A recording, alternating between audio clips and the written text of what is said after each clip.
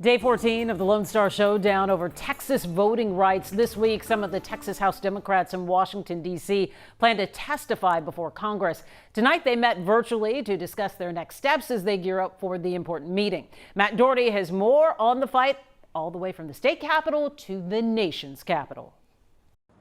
Once again tonight, Texas Democrats say time is running out. They're calling on Congress to pass a voting bill before Texas can.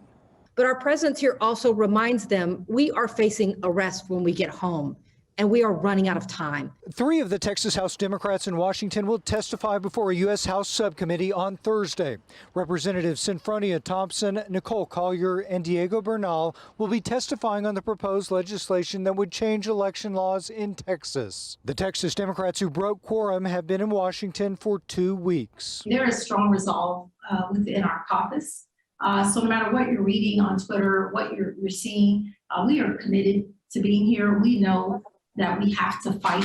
On Sunday, Representative Philip Cortez returned to Washington after briefly returning to Austin to try to negotiate with Republicans. So today, Texas House Speaker Dade Phelan signed a civil warrant for his arrest for leaving again. The first warrant Phelan has signed since the Democrats left. However, Texas law enforcement cannot arrest Cortez while he's outside of the state. Again, some of the proposed changes include a ban on drive-through voting and 24-hour voting, which were implemented during the height of the pandemic. But Texas Republicans say they're making voting easier by expanding polling place hours, and these changes will only make it harder to cheat and commit voter fraud. Governor Greg Abbott has vowed to call as many special sessions as possible to get the bills passed. In Houston, I'm Matt Doherty, KHOU 11 News.